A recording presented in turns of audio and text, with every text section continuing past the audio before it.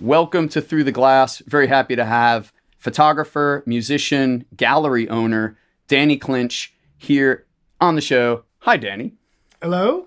I really appreciate you making time to come on the show. I know you're super busy. You just got off the road. Yeah. I greatly appreciate it. So thanks for your time. Oh, I'm happy to be here. When I was in high school, my best friend Alex, he lived in this huge house in Allenhurst, just one town over, old school, just old wealth. And by the time I was hanging out there, it was more like a hoarder's house. And in the basement, he had a dark room. And when we first started hanging out, he's like, "Hey man, you wanna develop some pictures?"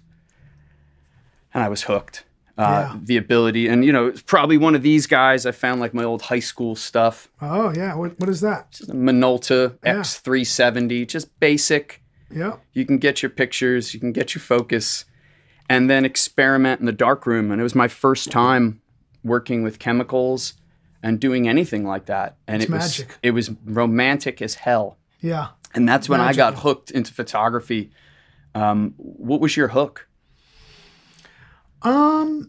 My mother always had a camera. We still call her the snapshot queen. She's just always photographing the family events. And I found out that, of course, my mom took photographs. Her father took a lot of photographs. And I was surprised that my dad's dad took a lot of photographs. And my dad's side of the family is the more creative side of the family.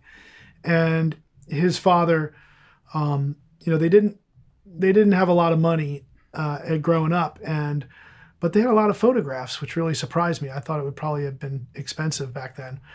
And I was like, "How did you have all those photos?" He said, "Well, your pop, he liked to take photographs." And I said, "Oh, but he's in a lot of the photographs, And he says, "Well, if you look at his left hand, he's always got it like behind his back because he had invented some sort of cable release system back in the day with some fishing string or whatever."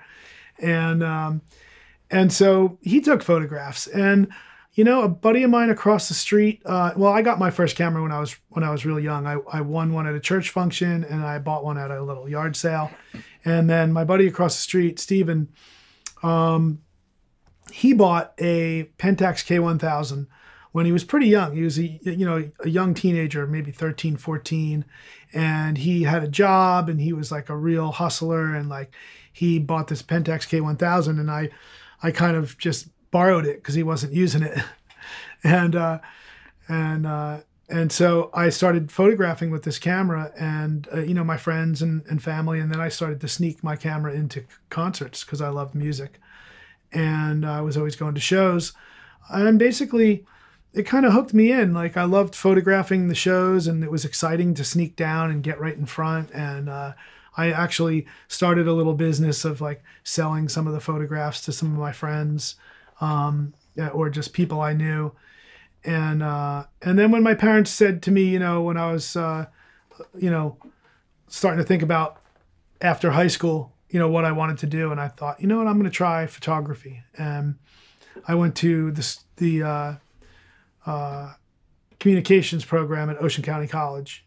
And I took the class there, visual communications, and it was pretty cool. And there was another woman there who I felt like was really, taking great photographs. And I kind of was like, made a quiet sort of competition, unbeknownst to her, and anybody else, but between myself and her about like, can I take a good photograph, And I felt like I held my own and I really loved it. And ended up going to school in Boston after that, New England School of Photography. After that, doing some photographic workshops, which I thought was really an exciting thing to do. And one of the workshops I did was with Annie Leibovitz, who is a legendary portrait photographer, for those who don't know. And David Hockney, who's a legendary artist, who had made a book of photographs at the time. They somehow got the two of them together, and I was in a really, really great spot to see some incredible artists firsthand and to talk with them and show them my work. And a long story short is I ended up being invited by Annie to intern at her studio after that workshop. And I said, let me check my schedule. Okay. That's a really big deal. It was a really big deal. I mean, if you were steeped in that photography world, I'm sure you knew a lot of shooters. Oh yeah. And they all probably were like, how'd you get that gig? I was beside myself with excitement. I got the gig because her assistant and I really kind of got along really well, and I started cutting the other classes and going to her class like twice, and Hockney's class twice or whatever. There were some other instructors there, but I got along really well with him, and he was like, he liked my hustle, and he said, I'm going to recommend that Annie, throw you the job. And so it was a great opportunity for me. I went to New York City. I was working with one of the greatest portrait photographers of the times, and this was a person who was very driven in her work, and she worked with the best production team, the best hair and makeup and stylists and all that. And so to really be able to see firsthand how it was done properly was really important to me. And I think I recommend to anyone in whatever they do in their life, if they have an opportunity to go and study with a master, even for a weekend of their craft, whether it's photography or anything else, I really recommend it, because you get to show your work to them and hear what they have to say about it. You get to talk to someone who's been doing it for a long time and who really knows what they're doing, and it's a huge, huge inspiration. It's a real master class. I mean, your sort of story of an Ocean County College of sort of cozying up, or a quiet competition between who you thought was the best person.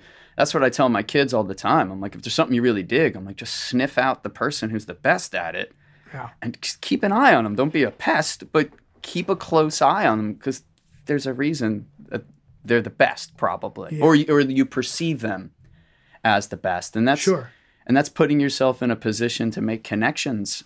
I feel like so much of photography is access. The true. Tools are not, I mean, there's a million different types of tools. They're not, some of them are not terribly special, and some great work gets done on these things too. But a lot of it is about access. And what was the biggest thing you learned working with someone like Leibowitz, taking that jump from what you were doing to what you called, high-end professional? What are some of the lessons that you still like tap you on the shoulder if you feel like you're getting off point ever? Well, she had a great way with people and posing people and helping them to relax. And I feel like that was one of the things I learned from her. And just really, I'm pretty obsessed with my craft as well. And I saw her and how she was obsessed with doing the best work possible. But what I realized is that, I'm not Annie Leibovitz. And although I wanted to be, I realized that I just have different, things that I like in a photograph or in a way of photographing. And her productions were really big and really, really bold, and I like spontaneity, and I like to be loose, and I like to be, relaxed and free to kind of dance around my subject and not be locked into something. And so I learned, in a funny kind of way, that I wasn't going to be Annie, because I'm just, I'm a different person. And I say that in a way because I think that people listening who maybe love photography or want to be a photographer have to realize at a certain point that, your photographs are the way they are because of who you are, and I, from the early on when I started shooting, it was a choice, black and white film or color film. Now you don't have to make that choice, but I liked black and white film. I liked a wide angle lens. I like to be in the middle of things. I didn't want to be a long lens shooting from far away. I want to be right in the mix. I loved music. I loved energy. I loved captured moments, cars, motorcycles, guitars, those were the things I loved. And after a while I realized oh, well, that's my style. These are the things I love, and I'm going to gravitate towards them. And, you might like fashion, and you might like color, and you maybe like to shoot in the studio, and you like to, shoot a large format camera where you're on a tripod, whereas like I'm not that way. Although I have shot that way, I like to be loose and free and a little more spontaneous. I think a lot of people want to be loose and spontaneous when pictures are being shot. Yet a lot of people, they tense up and they get nervous. Like, sure. What are some pro tips for the folks out there for sort of putting a subject at ease and just letting them know, like, hey, I'm just here to make you look good? Well, you know, I do a little research with people and find out what they're about, and maybe find some common ground that we might have. Maybe we, know some of the same people, or come from the same place, or you find that common ground with someone. And I try to have a real relaxed set. With musicians, my tip would be to put their instrument in their hands, because it really changes their body language. Really helps them to relax, and and then just crank some James Brown, and you just can't go wrong. Set and setting. Well, that's something about your pictures too. So you mentioned, like with Annie, you didn't want to go that route, this highly stylized portraiture work. And one of the things I like about at least a lot of the pictures that I've seen of yours is the subject. I don't know if this is the right word. Sometimes it's minimized and the context and the space is maximized. And you're sort of course, it's set up quite well, and your eye is still getting to the subject, whomever he or she is. Yeah. But there's so much context around it. Mm-hmm. And when I look at some of your pictures, you could be like, oh, that's that person I know, that artist I love. They look great. The lighting's fucking dope. But I want to look around their room. Where did they just come from? Where's the tour bus? One of my favorite pictures of yours is Bob Dylan and Jeff Tweedy sort of like amidst the tour buses. Yeah. It's almost awkward. I mean, I guess almost everything with Bob Dylan comes off as like weird. You got to tell me. I mean, like, how is it? I got to know. How's it like spending an afternoon with Bob Dylan? Is it surreal or is it quite surreal. Normal? I think it's sink or swim. That's the way it is. You felt that? That particular photograph happened after I had done a couple of sessions with Bob Dylan. So like I knew him sort of, and but no, spending some time with him is he's not as strange as you would think, and he's very smart and very observant and very much a collaborator in the sense that he's proposing ideas or saying, have you ever seen this photograph, or things like that. And I think funny enough, being a harmonica player, the first photo shoot I did with Bob Dylan, he was on his way to the location, and I was like, I can't even believe he's coming. And his publicist called me and he said, hey, that Little Walter record, Little Walter's greatest hits, he's got the harmonica, the chromatic, and he's like looking up at the camera. And I was like, I'm a harmonica player, I know exactly what you're talking about. And he was like, oh okay, because Bob's sitting here next to me, he wants to do something like that. And I was like, oh, I got you, don't worry about it. And I was like, oh God. And I ran over to my assistant and I was like, okay, we got to do like this Hollywood lighting, old school, really direct light, really harsh. And, and Bob busts out this chromatic harmonica, and he's got a cowboy hat on, and he's got like a silver jacket and stuff. I was like, yeah. That high key, dramatic, that suits him perfectly. Did you see awesome. that sort of concert thing he did a couple months ago? Oh, that was incredible. One of my favorite things I saw during the pandemic. That was wild, wasn't it? Yeah. And it took me a while to figure out, like, what's going on here? Yeah. Is this supposed to be real? Yeah. Or is it sort of a dreamlike state, which clearly it was? I mean, it seemed like it was in Paris somewhere, and they had actually said it was, filmed in Paris, like at this little club, like this, that, and the other. Oh, yeah, they made up the name of the club. Yeah. It was invented. And it was shot in L.A. Like Soundstage. I was like, yeah. Bob Dylan, man, you guys. Does he ever tell the truth? I don't know. Well, I mean, he's a music guy. The fact that you're getting that call right before and they're talking about what, chromatic harmonicas, it doesn't seem surprising. I mean, he's a storyteller, and this is what I love about what I get to do, because I'm a storyteller. His is an audio story and mine's a visual story, so it's, you mentioned those other images of mine, on a location, I love going somewhere and responding to where I am and seeing what's the light like and what's the furniture like. Where are you out in, I'm with Eddie Vedder and we're out like in some on some river in Oahu, and he brings his little recorder and his ukulele and is sitting on a longboard, in the jungle almost. I mean, that stuff is incredible to me. That's what I really love, those life experiences. And I think I'm so blessed to have the life experiences that I get through my photography and my filmmaking. Well, just the fact that you're the guy who's not only taking the pictures, you don't, oh shit, he's up there playing the song now. And I think that's great, by the way. I think it's just a great move. I'm like, yes. Yeah. It's not bad. But that seems to be you. You seem to love music so much. I met you, I don't know if you remember, I met you, a mutual friend was having a New Year's Day party, and like some people went up and played some tunes. I went up and played a tune, 10 seconds in, you're up there behind me blowing some harmonica. I'd never met you before. And I'm like, oh, cool. That's what I would want to do. I could never miss an opportunity. Like, can I jump up there? Yeah. Is it cool if I just get on that? Yeah. Anytime I'm at a show, I don't want to look at the stage. I like to look the other way. Yeah. So I thought that was really charming and really cool of you to jump up. How did you make that leap with some of not the schmoes like me in a living room on New Year's Day, but with some large acts? How did it be like, hey, can I jump up? Or did they ask you? I had to play with the schmoes like you and like get myself going. Right? I'm a schmo, so let's just clear that up. I just have good friends. Yeah.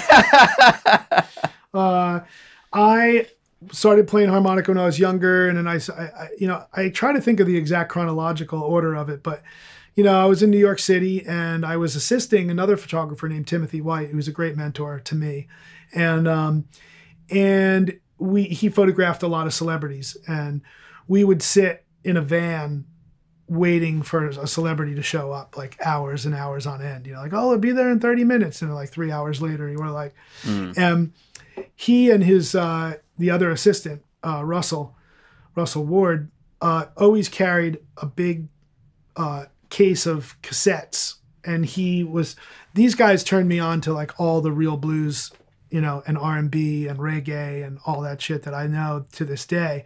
I knew who Muddy Waters was, and I knew who Muddy Waters was, and I love the Allman Brothers and Led Zeppelin and all these blues-based rock bands, but I didn't know the source. And they started dropping in Howlin' Wolf and Sonny Boy Williamson and Little Walter, and I was like, wow, I love this music, and not surprisingly, because I love the Allman Brothers, but that's where this stuff is coming from. And I loved it so much. And we would be sitting in this van. So I started to bring my harmonica along and play along, to these tunes while we're sitting there for hours. And Russell would be banging on the dashboard, playing the drums, and I'd have my harp out and we'd be, having a blast. And so that turned into, I lived in New York City. This is pre-internet, pre-phones. I went in the back of the Village Voice and I found harmonica lessons. Called this guy up. We would meet this guy's named Adam Gussow. He's actually just a professor of harmonica playing, and a great teacher. And we met in Washington Square Park, and we'd sit there. I'd get a beer and a can of beer in a brown paper bag, and we'd sit out there and have little jams. He'd give me some instruction and send me home, and I would come back 2 weeks later and we'd do it again.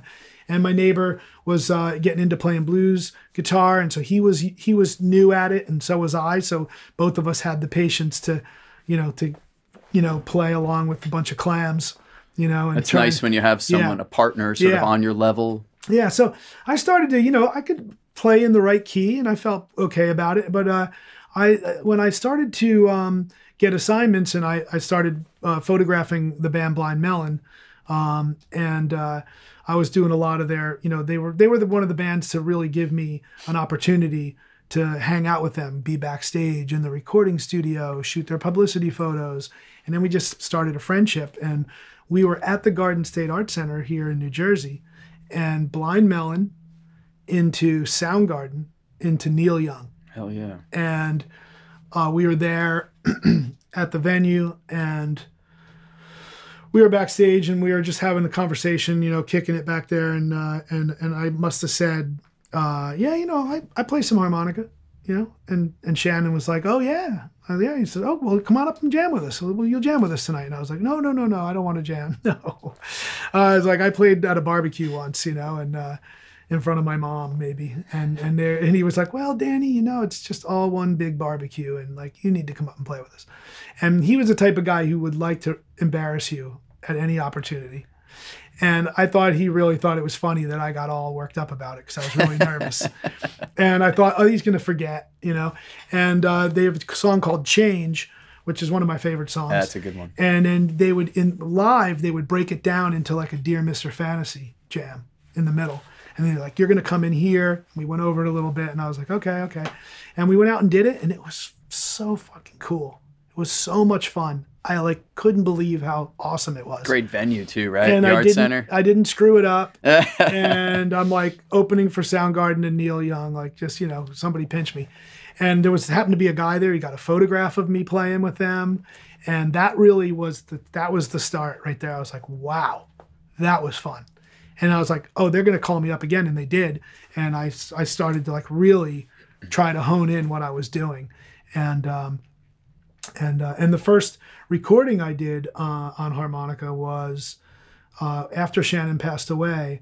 We all went to Seattle and they had a bunch of demos because they were about to do a new record. and I played on that record, Nico, and my photos are on the record. But I also played on a song called Hell, and I made up the whole opening riff and everything, which was really, really exciting. I didn't even know how I did it, but I just threw myself out there and I said, I'm going to blow all over this thing. You just take the stuff out that you like, Well, that's what's nice about recording sessions. Yeah. Yeah, keep it, don't keep it, whatever. Yeah. So it was really awesome. And then, just working my way up to, hanging out with other musicians and, sitting in with, I started to sit in with the Foo Fighters, which was really cool. And I actually sat in with them again in Cleveland. They were being inducted into the Rock and Roll Hall of Fame, and I went out to celebrate with them, and they did a huge underplay at the House of Blues. And in the middle of the set, Dave just looked at me and he was like, you got some harmonicas? And I was like, well, yeah, sure, I do. I'm like, what song are, they were playing Pretender and they broke it down, and he's breaking down the song. He's like, Danny Clinch, play some harmonicas. I was like, yeah, okay. I look at the band, I'm like, what key are we in here? And they're like, or an A. And I was like, okay, I can do that. And Dave walked up to me and he was just headbanging in front of me while I was blowing the harp. He's a real deal. He is. Grohl. He's a real deal. And he is such a good guy. I think, if there's a guy you want to have a beer with, and shoot the shit, it's Dave Grohl. He's just so kind and so humble and just so much fun to be around and generous, generous enough to invite me up and, to play some harp with him. He's such one of those so rare musicians. You probably count him on one hand that went from, drumming in a great band to having just as much, if not more success. I don't know who that would be if there's anybody else. Phil Collins. Phil Collins, right. I was just going to say. Don Henley. Well, okay. I'm not a Don Henley fan. I don't know who those guys are, but anyway. Phil Collins has a special place in my heart. Oh, for sure. I don't know why. Come on, just that alone. I know. He is great. But I do have to say that I also did play with Pearl Jam at See Here Now on the beach in Asbury Park. Dude, so you played on Red Mosquito. I know because I was there. Yes. But that's my wife's, well, I guess maybe it's tied for her favorite Pearl Jam song, maybe with one or two others. So they kick in and she's like, yes. I'm like, babe, they're playing Red Mosquito. And then I'm like, fucking Danny's coming out and playing harmonica too. This is really cool. And that's that's gotten such a nice swagger to it. You can just lay lazy on it. Yep. It's great. Yeah. Even with that key change towards the end. You know what? People don't know this because I haven't really mentioned it to anybody, but the key change at the end, I've snuck another harmonica out. And I was like, I know you. See that? So I'm like, wait a minute. Yeah. How is this happening? Yeah. There's me and 6 other geeks in the audience. Right, wait a minute. Wait a minute. Wait a minute, buddy.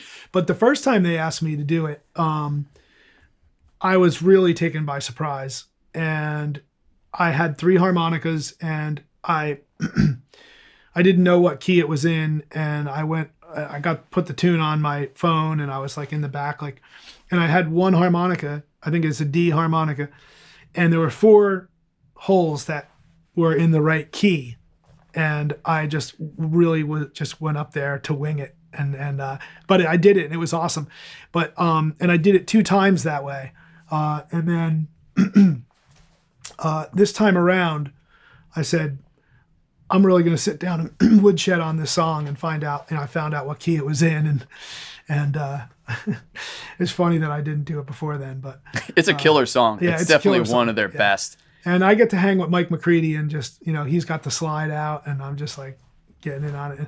And I've really come to a point where I am no longer so scared that I can barely walk out there. I'm actually enjoying myself, and I look around at all the guys in the band, and I'm just like, yeah, this is awesome.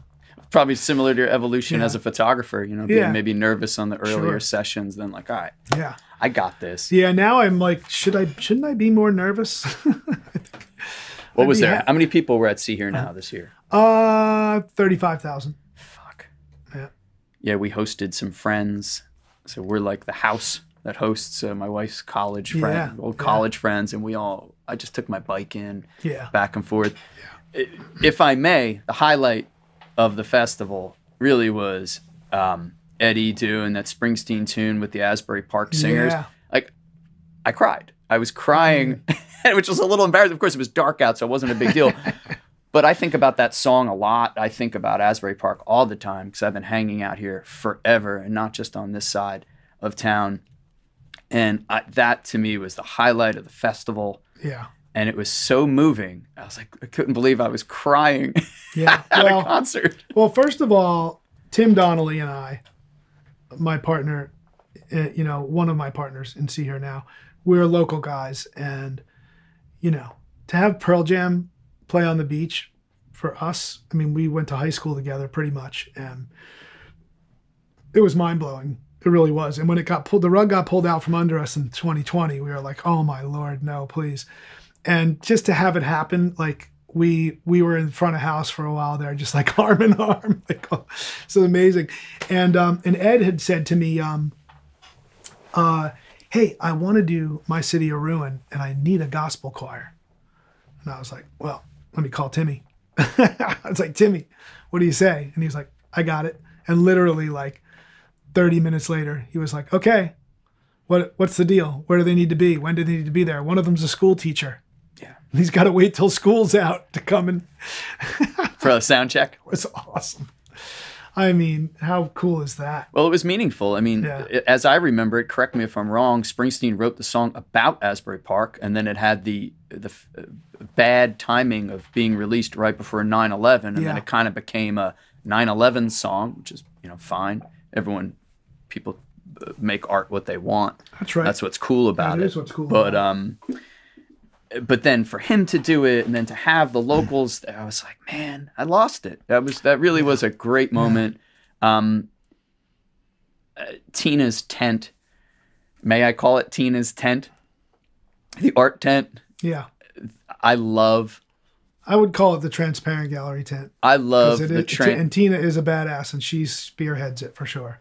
I love the Transparent Gallery tent. I think that if someone like mentioned to me like, hey, we're going to have this gigantic festival, yet we're going to have like an actual art gallery sort of in the middle of it, which is going to be chill and everything's going to be fine, I'd be like, oh, I would be really nervous. Yeah. And have some like smaller shows and some huge small shows. Yeah. Where everyone's like, oh shit. And then try and get in there. I thought that was really ballsy and was just a beautiful touch to remind people that this is an art festival as well. And we're looking at painting. We're looking at, surfing is an art, photography, all sorts of visual arts and motion arts. And it's important to keep that. Yeah, and it's great. And Tim Donnelly organizes what we call Stonehenge, which is the art that's out in the middle of the festival on the beach. He gets all these local artists to paint I think a 4x8, big piece of plywood. And then they put up this art in the middle of the festival. It's just it's so incredible. Because, you're giving people, a venue to show their art, It's all local people. and they get to showcase their talent and be a part of the festivities. It's pretty cool. And the art wasn't something separate. It wasn't like, oh, hey, let's go see. It was something you could literally move through. Yeah. And also use as a landmark. How many of the beach artwork you're like, all right, let's meet by the jellyfish right. at 4:15. If you don't find me, get near that weird thing you could put your face through. That's right. I'll see you there at right. 8. So it was practical art too. Mm-hmm. And I just thought you guys knocked it out of the park. I mean, I made the mistake of asking Tim, like, oh, like, it wasn't exactly this, but like, what did you wish you could have done, or what are you doing differently? He's like, dude, we got it. Like, it happened. That was like the big deal. And I was like, all right, that's kind of a shitty question. That is right. It happened. That was the thing. We weren't sure because things were falling off here and there, and it's like, but it lifted everybody's spirits for sure.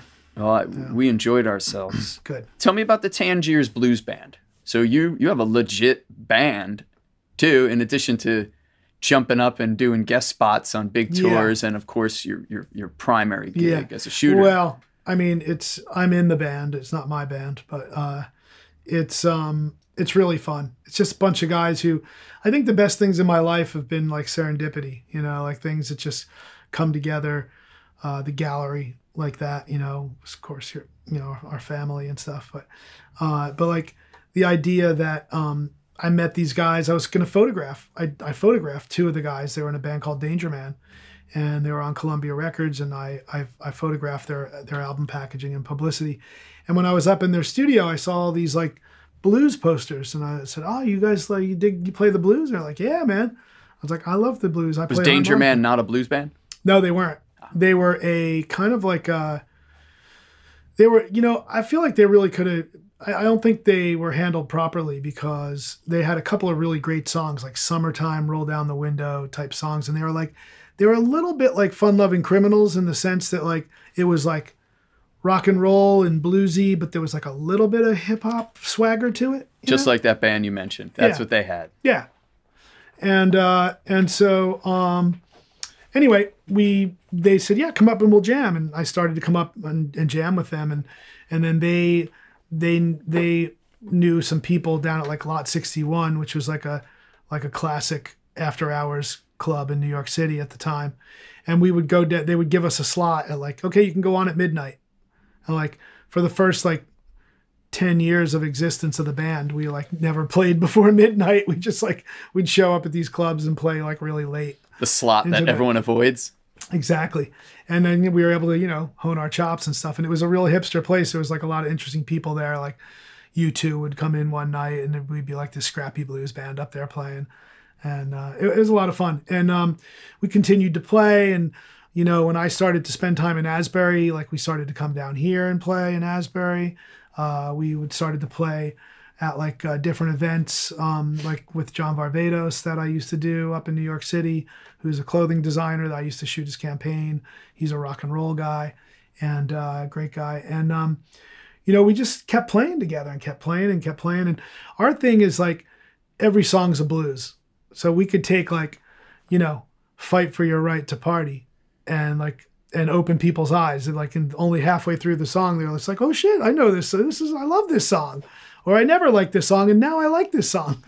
And we would like segue into like, from Don't Judge a Book by Its Cover into like Lady Gaga and then segue back into it. And it's just really fun. And King, the singer for the band and songwriter, is just a really super interesting guy. He looks like, I always say he reminds me of a cross between like Dr. John and Run DMC or something. It's like something's going on there. And we've pretty much been the same band for 25 years. Wow.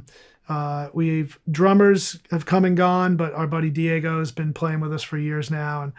And we just like to have a good time. So, we did open the Asbury Lanes a couple of years ago, and Bruce Springsteen was the MC. And I got a text about a week out. And he's like, hey, Danny, maybe I'll sit in with the blues band. And I said, sure. Like, what are you thinking of doing, And we were texting back and forth about what songs we were going to play and this and that. And I was like, wow. I was like exhausted by the whole thing. I was like, holy cow, this is going to be crazy. And then I get a text. He's like, when are we rehearsing? I'm like, oh, how about Wednesday, 6:00, Carol, music. He was doing the Broadway shows, his first round of Broadway. Oh, so he was up there a lot. He was up there a lot. And I was like, Carol, music, Wednesday, 6:00. He's like, all right, see you there. Like Kevin Buell shows up at 5, gets Bruce's stuff all set up. Bruce walks in at 5 of 6. And we had already been rehearsing for like 3 hours. Like the band was like getting everything dialed in. And he came in and he was like, yeah, all right. He was just like, this is going to be great. Like, okay, ready, here we go. What are we doing first? And he's like, 1, 2, 3, just like, and the band just like, of course we were played better than we ever played. Ever. Yeah. And he's sitting there, he's just rocking his telly. Yeah. And then I was like, oh, you got to be excited because you've been playing the acoustic guitar and the piano. And he was like, yeah, I'm ready. I'm like, I'm ready to telling soft stories for a little too long. He was so stoked. And I for some reason, I just remember him like looking at our piano, our keyboard player, Pete Levin. And he was like, piano man or something. Like he like looked at him like, go ahead, and Pete's like killer. Pete played with the Blind Boys of Alabama. He played with the Greg Allman Blues Band after Greg stole him from us. And then he plays with Amanda Shires and Jason Isbell and stuff. And he's a great player. And, he's calling out Pete, go ahead, man. And Pete's just like, whoa, like ripping a solo. Like, and we're all just like looking at each other. Oh my Lord, this is amazing. And, he's just such a kind person, Bruce. And, he knew it was going to help everybody out if he was going to come and play. And he decided to play with us, which was kind of mind blowing. And it was a good time. And Indy showed up for sound check the night of the gig too. So he's super when are we sound checking? Yeah, when are we sound checking? When's the rehearsal? I'll tell you, this is why, it's going back to what you were saying, working for Annie and stuff. And people are like, oh man, you're so lucky. I was like, listen, I wasn't at home, smoking weed and eating Cheetos and watching TV when I got the call. I was out there making it happen. And what I say about Bruce is like, he is always up for going the extra mile. We're doing a photo shoot. I remember we were doing a photo shoot and we had a great day and everything was cool. And I really wanted to take him out to Sandy Hook to photograph out on the beach. And it was perfect time of year. And I had an idea like him in like the pea coat and a nice scarf or whatever. And I was like, well, we got a lot. I feel really good about it. You feel like riding out to Sandy Hook? And he was like, I don't know, how's the weather out there? I was like, well, I looked ahead. My friend's a park ranger up there, or actually it was my assistant's friend was a park ranger.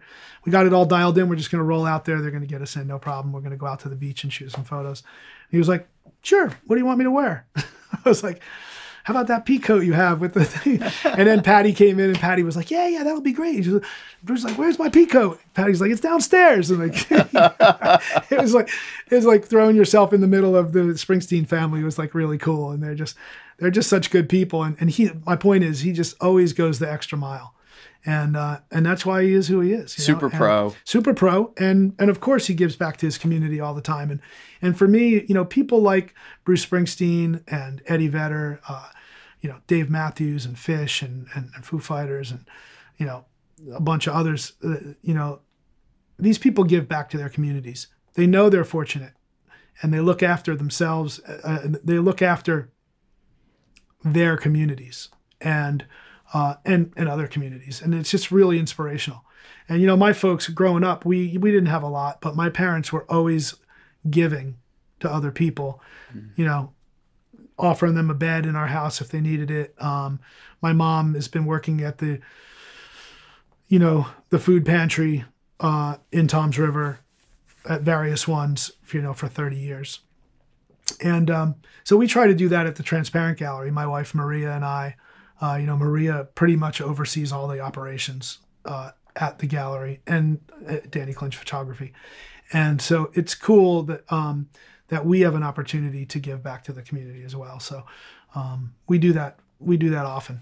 Yeah, you've had all manner of events. In fact, I'm wearing a shirt from one of the events when you guys partnered up with the KYDS group. Love those guys. I think I bought this shirt at the gallery. See? Yeah. Yeah. So, and especially in a town like this, I mean, so let's go back a little bit. I mean, so you're an Ocean County guy, right? Yeah. When did you start hanging out in Asbury Park? My wife and I met in high school, and we used to come up to Asbury Park all the time to go to the Stone Pony. Yeah. Yeah. So we were coming up. To go to the Stone Pony. We saw so many shows there. Cyndi Lauper, the Stray Cats, Greg Allman, Warren Zevon. Ooh, Warren. Yeah. Miss him. Yeah. And always hoping that Bruce would show up. And he finally did one time with Joe Krashecki, and I got some photos of him at the Stone Pony back in the day. And Joe Krashecki and the House Rockers, who do the Light of Day all the time, and Bruce sits in with them. He invited me up. The first time I played with Bruce was because of Joe. And Joe invited me up during the Light of Day to sit in on a song.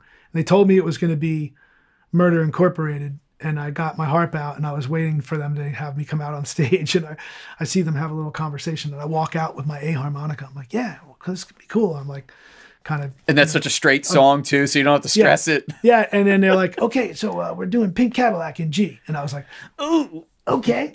It was actually better, because that's a blues, really. And I went back and I had my C. Yeah, you get a little stinkier on a song like that. Out there, and they just like, and Bruce just looked at me and was like, go ahead. Like, I always wondered, like, his calculation. I mean, anytime there's a thing, there's always people like, is Bruce going to show up? Is Bruce going to show up? Like, I don't even hear it anymore because I've heard it so many times. But I've always wondered about, like, it's got to be tough. His calculation for when and when not to step out, it's got to be freaking weird. He probably doesn't think about it too much. He just, when he feels like coming out, he comes out. He dropped in the Transparent Gallery a couple times. And he just, one afternoon we were having live music there, and I was on the steps with Dan from Mercury Brothers, and I was standing with my back to the Wonder Bar and my face to the gallery, and he was looking over my shoulder, and he's like, I'm like, what are you all getting all distracted about? And he was like, is that Bruce Springsteen? I turned around, I was like, yeah, that is. He's coming our way. I was like, yeah, he is. He came in and like posted up and like was listening to the local bands that we had playing in there and stuff. That's cool. He's the real deal, man. I've never seen him play a proper concert. I've talked to him at Jack's Music once. He gave me some advice on some records, and then I was hanging out late night at the Pony when I used to know everyone who worked there. Yeah. And he came in with Sean Penn, and they dug into some tequila bottle, and then he went up and just played a couple songs all busted up. And I was like, this is cool. Happy to be here. That's great. Don't make a scene. Just have your drink and enjoy it. But I've never seen his band actually. Oh, dude, it's off the charts. Yeah.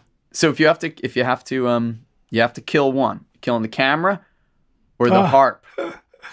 Oh man. Come on, you can't take any more pictures or you can't play any more music. What's your fate? Well, I've taken a lot of pictures. This is what I guess. Folks, I circled. Sorry, no more photographs for this guy. That was my guess. Just wanted to throw it out there. I had a feeling you'd go that route. I mean, I can go to my archive. Funny enough, over the pandemic, one of the things we did, my son Max and his buddy Michael, they basically went through all my old negatives and we rehoused them into new archival sleeves, and tidied up all the dog-eared envelopes and we discovered so many images that I had forgotten I had taken, or if I did a shoot with like Smashing Pumpkins in 1994, and it was for Spin Magazine, they used 3 or 4 photos, and I spent like 5 hours with them that day, and there's like so many other images that had never been printed. So at the gallery right now, we have a big wall up that's called Unseen, and it's all these images that had never, Beastie Boys, Soundgarden, Tom Petty, David Bowie, like all sorts of stuff that I had, thought or just forgot I had. So it's nice to go back. I think as photography goes, I'm documenting, I think, the history of the music that I've seen and the people I really love to photograph. And so it's not like my best work is it's not like I'm rating myself on the last photograph I took. It's like I can go back and dig through it and find more stuff from the past. That's good advice for everybody. Mm-hmm. What's next for the gallery? Well, is this a timely podcast? Will this come out soon or Within 3 weeks. Oh, okay. Well, What's the date today? Oh, you have an anniversary. Yeah, we have our 5-year anniversary coming up. And on the 21st of November, 20th and 21st, we're doing a Clinch Crates, which I do occasionally around the holidays. And it's like digging through like a record store. You use records in the milk crates, and you like go in and you try and find the gems. And I basically take milk crates and stock them with photographs. And I lower the prices significantly, so that people can dip their toes in the water and find a nice gift for someone. Because, for people who have a hard time buying gifts for people like myself, if I could get a photograph of, your favorite artist and give it to you, like it's a real treat. That's cool. And I like the this image of flipping through LPs, Yeah. That's like, Yeah. I could smell them in my mind right now. My fingers, I got the motion. So I connect with that greatly. Yeah. Well, that's very cool. I think anyone who's listening and watching, check out the Transparent Clinch Gallery. What was the name of the exhibit? It's called Unseen. Unseen. And we also, we have live music there frequently. And so if you follow Transparent Clinch Gallery on Instagram or Danny Bones 64, you'll see we have a lot of great artists in there. I mean, we had a guy named Will Daly there last night, and man, he was incredible. And he did something really cool, I have to say. We've been having shows there for 5 years, and in the middle of the set, he kind of stood up and he was like, "Man, look at all these great photographs of all my heroes," and he's like, "Look at this Bob Dylan photo," and he just like starts playing a Dylan song. He like plays a Dylan song. He's like, "Well, man, look at that Tom Waits photo over there," and he's like, plays the Tom Waits song and Hoist That Rag. And it was so cool. He's like, "Well, let me pick out another one." And he just like, and he played a bunch of his originals, but just off the top of his head, looked around the room and started picking stuff out. And he's like, "This Pearl Jam, how about this?" And he calls me up for a Pearl Jam song. I mean, it was kind of epic. Well, that's awesome. Yeah. And like your photos themselves, like I was talking about earlier, the setting, the context, the stuff in the room, it affects people, not just in pictures, but obviously when they're on stage too. Any quick advice for fledgling photographers out there? I think it's just getting out there and doing it. I'm grateful for Instagram, and I say that because people say, "You must hate Instagram. Everybody's got a camera now. Everybody's got their phone and stuff like that." But I have to say that it's nice to see that people are looking in a way that's creative. You're starting to see the world in a different way because you're going to photograph it. You're like, "Oh, the light coming in that window is so cool. Look at that shadow." Or I'm going to get a picture and I'll post it on my, And so people are appreciating it more. And the other thing I saw like recently on Instagram, it was a fairly established photographer. This woman's work is incredible. And I don't remember her name. But my point of it is she would have like a little blurb in there. And she said, "Hey, this weekend on Saturday from, 2 to 6, I'm going to be shooting photos of people. Like DM me and come out and have your portrait taken." It's like, so my advice is like, be creative like this person was. And they're like, she's going to meet up with people she doesn't even know and take a chance on photographing them. I mean, it's not like the old days where it's going to cost you a lot of money to shoot a bunch of film and to process it, unless you're shooting film. But the idea of just throwing it out there and going for it. You can't sit on the couch and wait for something to come to you. You have to go out and get it. And I think, I think photography is great because if you like fashion, if you like food, music, cars, it's really landscapes, being out in the wild. I mean, you can approach it in a way that's unique, through photography, and that's what I think is cool about photography. Whatever you love, if you love football, it's like, you be the guy who's taking the best football photographs. You know, like you just become that person. You go out there and get it. You know, I mean, I think, and that's what, you know, being in a niche kind of areas, you know, can be good, so that, you know, you're the person they call, you know, to shoot a Bruce Springsteen album cover. Put yourself out there, be open to ideas so people are open to yours. Exactly. I think that's good advice. Danny Clinch, photographer, musician, gallery owner, might not be taking photographs much longer. You heard it here. So check out the Transparent Clinch Gallery. Pick up something from the crates. Check out my favorite picture, which is Bob Dylan and Jeff Tweedy near tour buses. That's my favorite. And Danny, I really appreciate you making time. You're a busy guy. It means a lot. Thank you. You're welcome. Thanks for having me. All right. See y'all. Bye.